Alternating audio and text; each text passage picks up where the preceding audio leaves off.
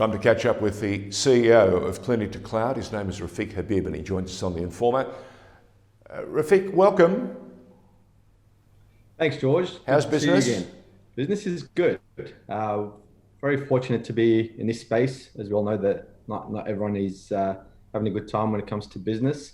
So I'm very lucky to be in the healthcare space, in this particular sector that I work in, and working with a good bunch of people.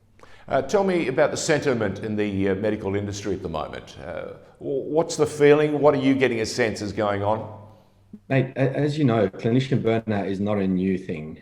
It's been going on for decades. But at the moment, it seems to be a little bit heightened, to be honest. There seems to be a higher level of stress than usual. The concerns from clinicians are warranted. Their practice is under a pressure to perform. The quality of care can't drop, but the income is dropping. And in some cases, income is dropping. In other cases, there's too much work. Either way, it's causing a lot of stress, whether it's on them or whether it's on their staff. And the sentiment is they need to adjust. They need to do something different. They need to do more. Sometimes some of them know the answer, some of them don't know the answer.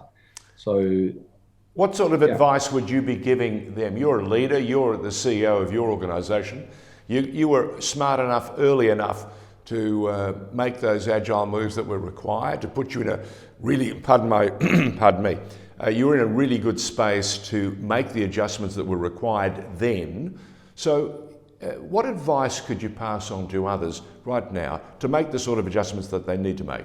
George, as we know, there is no playbook for this, but some of the things that I feel have worked for me and for my team and for my customers is heighten the communication.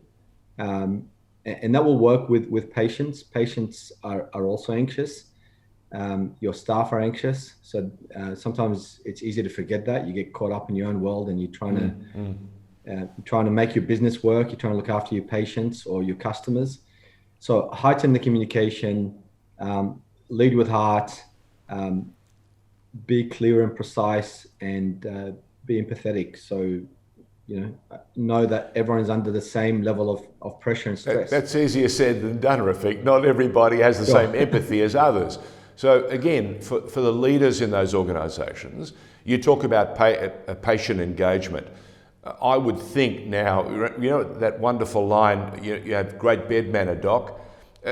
We probably need that more than ever in this emergency we're going through. Yeah, so speaking to our customers, patients are also anxious, and they're anxious about even showing up to a medical practice. Yeah. So they're worried about contracting the virus while they're there to get treatment for something else. Rightly so. And as a practice, you should be worried about, the virus coming to you. The owner of the practice should be worried about the virus coming to your practice, or you giving it to one of your patients. So these are genuine concerns. And as a result, there's an increased number of no-shows, for example. A no-show is a very expensive and risky proposition for the patient, because they're not getting the treatment, and for the practice because they miss out on that income. Well, not only that, you're depriving someone else who could have been joining you that day, but because you've had the no-show, no options. Correct. Someone who's been waiting to see that doctor for a while now cannot see that doctor. So that's a really good point. So a heightened sense of communication, and you can heighten the communication in a number of ways. It could be just a text message. It could be an email within the privacy walls, obviously, laws. And then there are tools available like patient portals that allow you to better engage with those patients. And the more you do that, then you reduce the anxiety for the patients, and you hopefully should reduce the no-shows.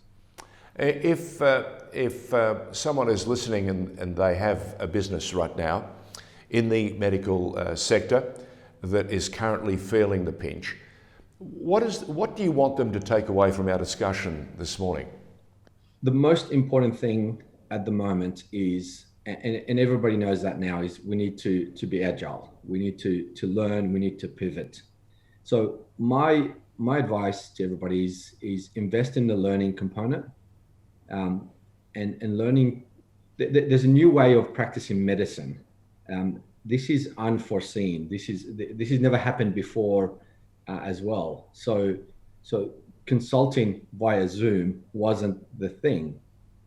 So you need to learn the tools of the trade, and you need to invest in that learning. You need to pivot. You need to be agile. You need to bring your people on the journey, your staff. You need to create flexibility within your practice, and better engage your patients. And the technology is an enabler of that. So a lot of practices, the whole healthcare sector in general, is looking towards that technology that allows them to do the digital transformation in a faster way, and that requires an investment in learning, and the medical industry knows how to do that. They're very good at learning, so please learn. Something that I've been reminded of recently, we did an interview with a psychologist about anxiety, about the current levels of stress that the community is feeling, in fact all sectors are feeling. And the message I kept getting back from the psychologist was, we need to talk to our patients, we need to talk to one another. So maybe one-on-one Zoom sessions, even before the patient comes in, may help to build that rapport and that confidence that you speak of. Is that something that interests you, that idea, that image? Absolutely. So again, there are many forms of engagement, and this is one of them, and this is an important one. It's protective from a virus perspective. Yep. But there are other components to the engagement piece. So our doctors are saying, or practices are saying, we also need to engage on an admin level. So we need the patient to register. We need the patient to put in the Medicare card details, their health funds, their next of kin in case of an emergency when they present. So all those things and then the patient wants visibility post consult. So the patient wants to see their clinical file, wants to pay their bills without having to present. So these are many forms of engagement, and it's the sum of the parts that are going to make the whole here. That is very true, but you also raised another concern for me, and that is the medical fraternity is good at learning, but the patients aren't necessarily as adept. How do we bring them along on the journey? How can we make it easier? You know, you talk about forms, you talk about being proactive. That's all well and good if you are computer literate. Good point. So the telehealth consult, there's a lot of support out there in general. So different patients have different levels of support, and this is not a blanket cover. There's no silver bullet for everybody. So so some doctors say to me, you know what, I'm dealing with a patient who's not going to log on to Zoom, and that's okay. I'll just call them. I'll just pick up the phone and call them. I'd forgotten about the telephone. Correct. So the good old-fashioned telephone, ring. That's right. Rafic, as always, you make an awful lot of common sense, but you also give us a sense that there is a direction forward and there is a pathway that the medical sector can pursue.